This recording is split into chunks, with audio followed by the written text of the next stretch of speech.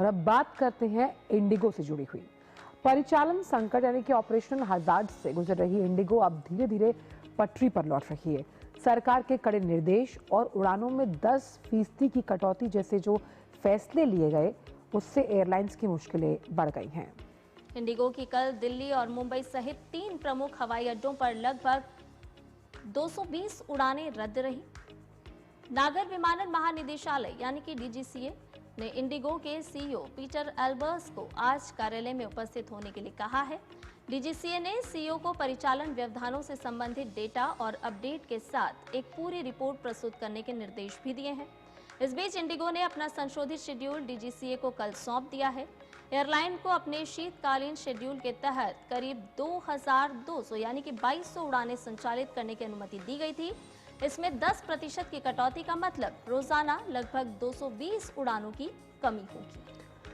और वहीं बीते दिनों हजारों उड़ानें रद्द करने वाली इंडिगो का जो टॉप मैनेजमेंट है, लगातार परिचालन को सामान्य करने में जुटा हुआ है।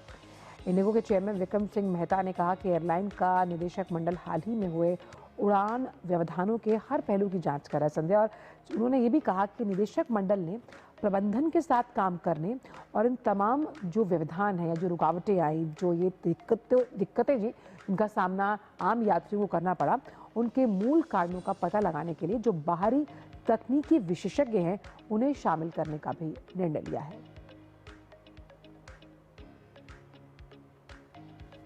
Let you down. We owe answers to our customers, to our government, to our shareholders, and equally importantly, to our employees. We assure you that we will examine every aspect of what went wrong, and we will learn from it.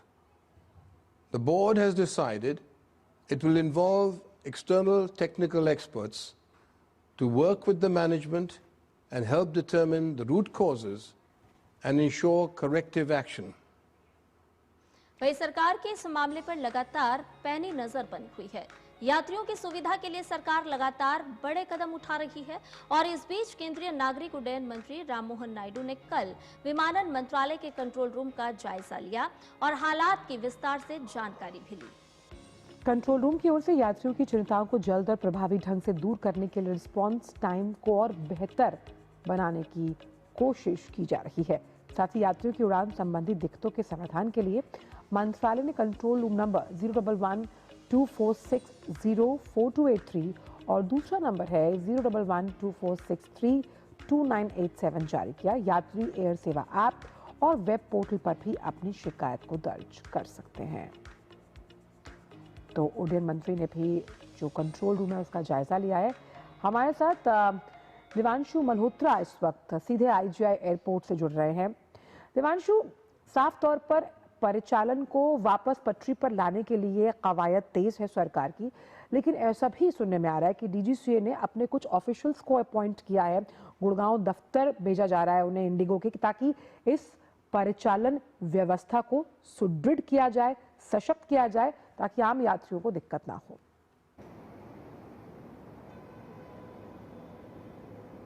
जी बिल्कुल, DGCA ने एक team को गठित किया है। 8 सदस्य ये team को गठित किया है, जिनमें से 2 सदस्य टीम जो है वो इंडिगो के जो गुड़गांव स्थित कॉर्पोरेट ऑफिस है उसमें तैनात रहेगी और टीम का काम रहेगा कि इंडिगो का जो क्रू है उसकी डिटेल रखना, इसके अलावा पायलट की क्या स्थिति है उसकी पूरी डिटेल रखना, इसके अलावा जो इंडिगो की फ्लाइट्स है कहाँ से कहाँ ऑपरेट हो रही है, क्या वो टाइमली ऑपरेट हो रही है या नहीं हो रही, इसका भी ख्याल रखना। इसके अलावा रोस्टर से लेकर और तमाम बातों का ख्याल वो टीम जो है वो रखती हुई नजर आएगी। 8 सदस्य ये टीम का गठन किया गया है, जिसमें 2-2 सदस्य हर रोज इंडिगो के जो कॉर्पोरेट ऑफिस हैं उसमें तैनात रहेंगे। इसके अलावा मैं आपको और बताना चाहूंगा कि 2 सदस्य टीम जो है और गठित की गई है, जिनको भी कॉर्पोरेट ऑफिस में जो है गुड़गांव के उसमें तैनात किया जाएगा। ऐशवीर सिंह है जो कि डिप्टी डायरेक्टर हैं, इसके अलावा मणिभूषण है जो कि सीनियर स्टैटिस्टिक ऑफिसर हैं, इनको भी तैनात किया गया है और इनका काम वहाँ पर ये रहेगा कि कैंसिलेशन स्टेटस फिलहाल इंडिगो का क्या है, इसके अलावा रिफंड स्टेटस क्या है, ऑन टाइम परफॉर्मेंस क्या है, तो 2 अधिकारियों को अलग से ये तैनात किया गया है। तो कुल मिला के DGCA की कोशिश है कि जो इंडिगो का परिचालन है, जो कि इंडिगो का ऑपरेशन है, वो नॉर्मलाइज हो जाए। हालांकि पिछले 2 दिन से हम देख रहे हैं कि इंडिगो जो है करीब 1900 के आसपास जो फ्लाइट है वो ऑपरेट करने में कामयाब हुआ है। हालांकि इंडिगो ऐसा दावा करता है कि वो करीब 138 डेस्टिनेशंस पर करीब 2300 फ्लाइट ऑपरेट करता है, लेकिन सरकार ने जिस तरीके से 10% की उसमें कटौती की है, फिलहाल 1900 के आसपास इंडिगो जो है वो फ्लाइट ऑपरेट करता हुआ नजर आ रहा है। इसके अलावा आपको बताना चाहूँगा कि आज CEO को भी तलब किया गया है। आज शाम को जो इंडिगो के CEO हैं वो DGCA से मिलेंगे और एक डिटेल रिपोर्ट उनको पेश करने के लिए कहा गया है कि पिछले दिनों जो डिसरप्शन हुआ आखिर उसकी वजह क्या थी, उससे क्या सीखा इंडिगो ने और आने वाले दिनों में उनका एक्शन प्लान क्या है। तो आज शाम तक उम्मीद करते हैं कि इंडिगो के CEO पहुंचेंगे और एक डिटेल रिपोर्ट पेश करेंगे। जी दिव्यांशु, एक तरफ जहां पर ये हवाई यातायात की समस्या जो खड़ी हुई थी उसके सुधार के लिए लगातार कदम उठाए जा रहे हैं, वहीं दूसरी तरफ हम देख रहे हैं कि कई उड़ानें रद्द भी की जा रही हैं। ऐसे में यात्रियों की अगर हम बात करें तो उन यात्रियों के लिए उनकी समस्या के समाधान के लिए किस तरह से कदम आगे बढ़ाए जा रहे हैं, सरकार की तरफ से किस तरह से उन्हें मदद की जा रही है?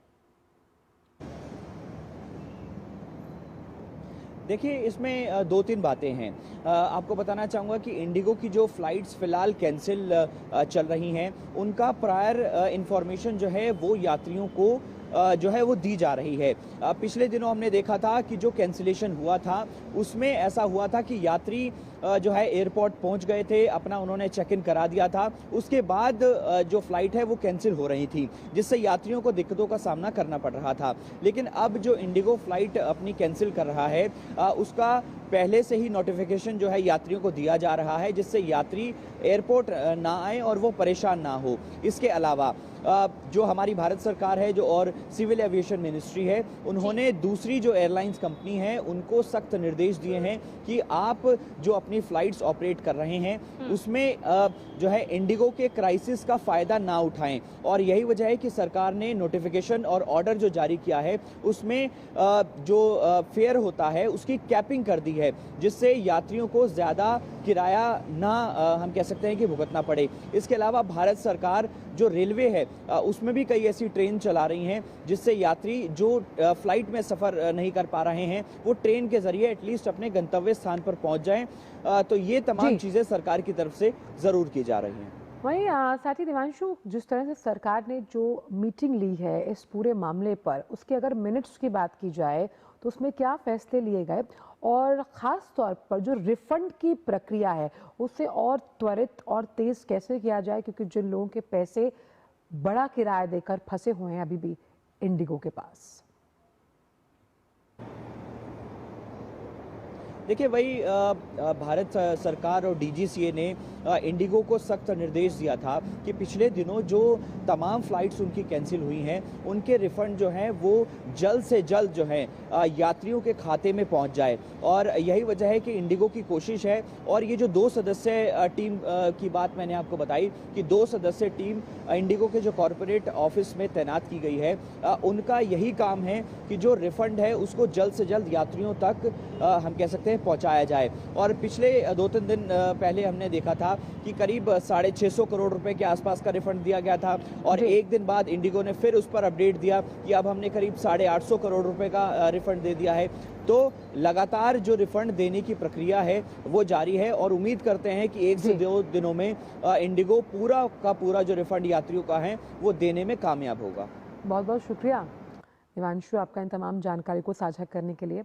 उम्मीद करते हैं कि तमाम जो ऑपरेशनल प्रॉब्लम्स हैं इंडिगो की वो जल्द ख़त्म होंगी।